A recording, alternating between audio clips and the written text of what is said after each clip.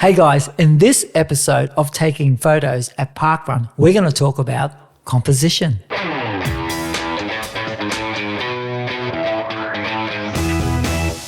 Hey guys, welcome back to Taking Photos at Parkrun. This episode, we're going to talk about composition, aren't we, David? Yeah. And so what do we mean by when we say composition? Composition is the elements that make up a photo. Yeah. So that you're capturing what needs to be in there and excluding what does not. Also positioning objects within the photo to give the most amount of information that look in a way that looks desirable. So what's a good way when it comes to composition? What are some of the tools we have, David, in creating composition other than just taking the photo? Well, cropping. Cropping. Cropping will... We've all heard of cropping. It always makes a bad photo better. Yeah, exactly. Not necessarily good. Yeah.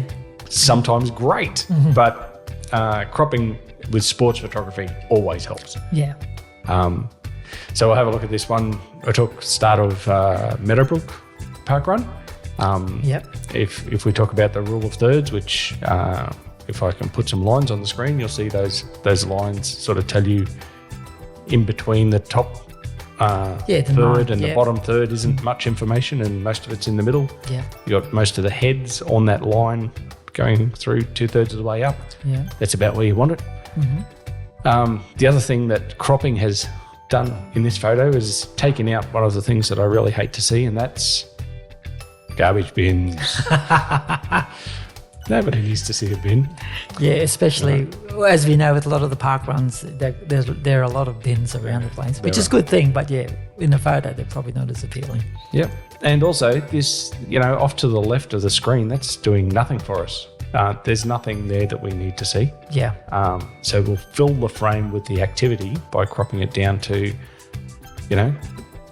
the people start here. Yeah. There's a big tree over on the right there, which, I know from Parkrun, nobody's running outside of that. So there's no need to go further than that. So, yeah. So it's nicely framed between the first runner and that sort of tree edge. Yeah. So there you go. Cropping saves the day. It does. All right. So let's have a look at the next one here. We've got Dan. Largely isolated, which we'll talk about simplicity later on, but it's a good example of that. This was actually, to be honest, a terrible photo, and I'm embarrassed by it. But, here we are. Again, cropping saves the day. Okay, so that's the original. That's the original. So there's sort of greyed out area. All the stuff that had to go, right? And, his eyes are halfway down the frame. Yeah. Which, that's just not good. Yeah. So, this was taken with a DSLR. There are lots of pixels there to play with. There is. But, if you set your phone to take high-res photos, you get lots of pixels there to play with as well. So that's right. This could just as easily happen with an iPhone. Yeah. So in theory, the greater the megapixels, the more ability you have to crop in and still keep the image sharp. Exactly right. Yep. All right, so this one here, this series of photos was taken during the same start. So I was obviously, I think what must have happened is my focal point in the screen was set too low. Right. And so where I was trying to focus on their eyes, because it was too low, they ended up. And here am I thinking you're doing this intentionally, so we could talk about the natural cropping. That's what I meant. Yeah, that's what it was. Right. So this one we've managed to save again. In between these two vertical lines through the middle of the screen. So we'll get it positioned nicely. There's a bit of breathing room around it. Yeah. As it happens, like if you this is taken sort of half a second later, but the problem with this one would be that there's no room in front of her. Yeah. And if runners are running forward, they need space in the photo to run into. One thing you could do with this though is perhaps if they happen to be in focus, you could turn this into a different photo entirely. You can. Cropping on somebody else. So that's just another option in that particular photo. But there you go. So this is a better example of having some space in front of the photographer, in front of the runner, giving them some space to run into. And she's just a little bit back off to the right of centre. And you're still using that rule of thirds, David, aren't you? Like if you look at those third lines, you can see that she's sort of in that sort of third, in that box, in that thirdish box, and her eyes are round about where that line is. Exactly. So and there's space in the outer third, or that left-hand side third. Yeah, room for her to run into. So that one's okay. Looks nice. Another one there doing sort of the same thing. Didn't have to crop that one down too much, but there's space in front, a little bit of light, and so that's nice. That one's it's that spot. That's a nice one too. Yeah. Once again, you've got that space. Yep. That the runner is running into. The other thing to keep in mind with cropping is Instagram and social media. Instagram in particular likes to see those square shots, and obviously the camera's not going to shoot that, but you can crop it down to that. You want to fill the frame with the subject. There's a lot of empty space. If I go reset here, a lot of empty space in that shot that just goes away when you. And I think, Dave, the fact that it's a front-on shot too, as well. If it was more of a side-on shot, it might lend itself to having that bit of space in the front of the runner, but you actually got a front-on shot here. Yeah. All right, so there you go. That's probably a few thoughts on cropping to keep in mind. Filling the frame is an important one, and so getting rid of all that empty space. Definitely something to work towards. So these are cropped pretty tight around the subjects. Again, just making sure that the runner themselves is the focus of the shot. Yeah, you don't need the extraneous whatever it was that's around the outside. Then we've got some extra people. He doesn't want them in his shot. So we just crop them out, and we're left with a photo that, looks really nice. Might be usable. All right, another one there that started out as, a bit of a distraction off to the right. So we'll just crop it out and make it all about the one person.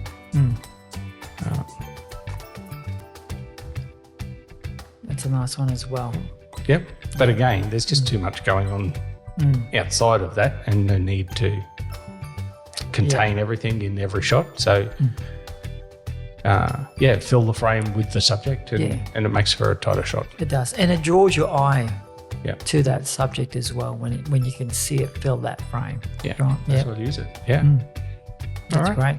Okay, so that's filling the frame, David. What else are we looking at when it comes to this notion of composition? So framing a subject. So this one's a little bit trickier to do, but it's all about where you position yourself on the course, because if you've got a path running this way, that at some point your runner is going to run through that space, and if you can put something around them. So in this case, we've got just a patch of light around the runner, and then there's a darker area off to the left and a darker area off to the right. It's a very soft sort of frame, but it does make him pop out of the screen. It draws your eye into that. Your eye wants to go to the lightest part of the photo. It just does that naturally. So this one sort of makes a frame around the runner pretty nicely.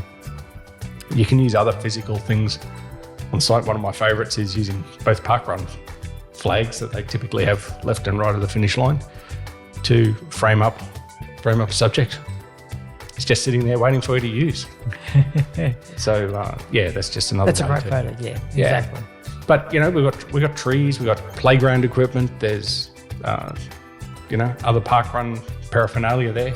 There might be a gazebo or something in the background, and if you can just position yourself to take the photo as the runner goes through that space, framing them up just helps your eye to see. Yeah, and it allows that level of creativity as well. So Yeah, mix it up. Yeah, I think that's a great idea. Framing the... All right.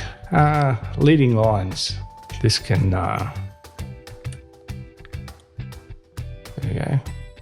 This can really add to your photo. Yeah, that's a great shot. Love the leading lines. So it just gives your eye something to follow through the photo. It starts down the bottom and curves around and, oh, wow, look, there's my runner. There's the runner, yeah. Yep. So, and we were talking at the beginning about, the rules that apply to one photo and not another. This one, before we were saying don't have too much space around the outside. Yeah, exactly. More park and less run. Yeah. So this one, there's not much run there, but it does the advantage of this shot. What makes it attractive is the leading lines, right? It brings it right through. So that's the other component of this particular photo, which is adding to its composition, is those leading lines. Yep. So another one which you can often get for free is handrails. So these handrails, they're all just perfectly pointing at our runner. Yeah. So that's incidentally, this is taken with a Pixel 4, which is an old Google phone. It's a few years old now. They're up to 6s, I think. So just an example of being able to use a sort of older an older technology type of camera. Reasonable shot. Yep. But they've got some leading lines. They're all just bringing your attention to the runner. And in this case, I suppose you could say the trees are also having that effect as well, in framing it. We do try to avoid having trees growing out of people's heads. That's another thing you do try to avoid. But when things are happening fast, I make allowances for myself, and I'm prepared to make allowances for others as well. All right. What have we got now? Story. Yeah, telling a story with your photo is a biggie. It can be challenging, but there's stories all over the course as well. There's one which you do often see is children running with their parents, and this one I think is a nice one of their Michaela's young son. Big effort. To get to the finish line. He gets to run ahead just a little bit by himself, still inside of mum, and proud mum behind there, following him up. So I think that tells a story. It does as well. So where you can find a way to just impart more information than what you see right in front of you, that's always good. going to add to the photo. That's great. Those stories are really nice to capture. Yeah. And the great thing about a parkrun is full of those sort of stories as well. Yep. Now, simplicity, making the background distinct from the subject is another technique that improves the look of a photo. This photo here I've put in as an example of what not to do, really, because you can see the background's very noisy.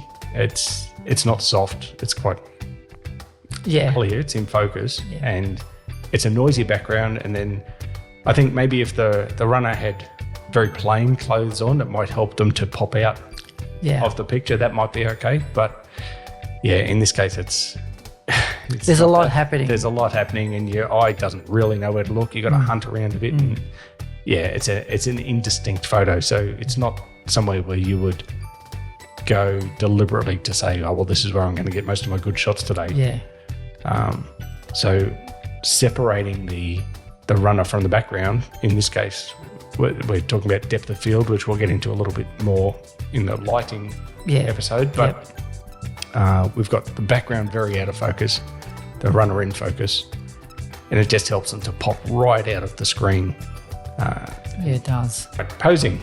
Yes, let's talk about posing. Posing. If I say so myself, this is a very good pose. All right. We like the air shots. All runners we do. Like the air shots. Their feet up off the ground. It just looks like it's the best part of the run, isn't it? They're, breathing in properly typically. And that's right. It looks so much better than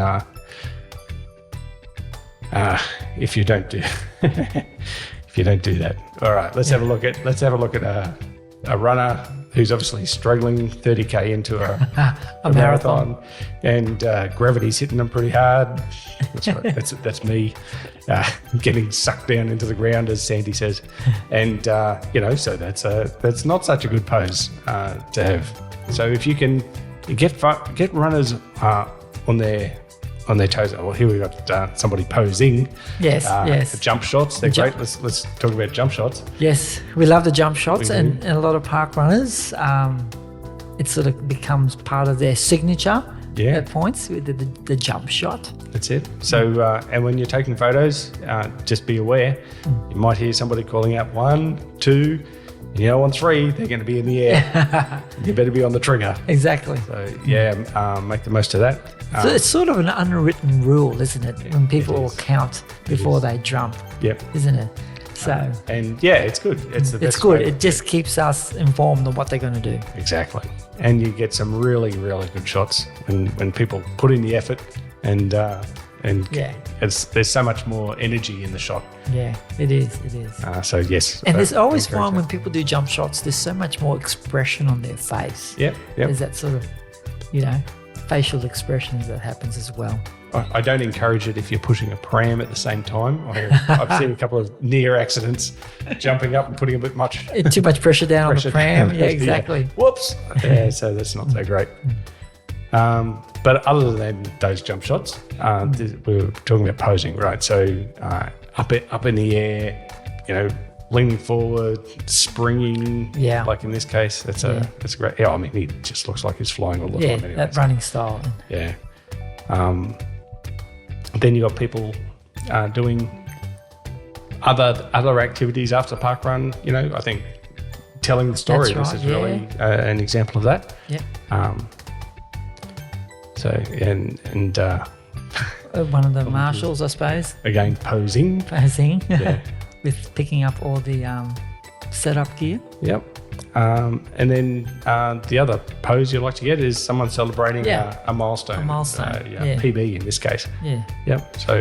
So at Meadowbrook, as part of their policy or whatever, part of what they do is culture. That's it. I meant to say part of the culture is when you do a PB, they've got a special bell that you can ring. Yep. So that's fantastic. Yep. All right. And there's always going to be people. Yeah. Suiting up, dressing up, fancy dress, whatever.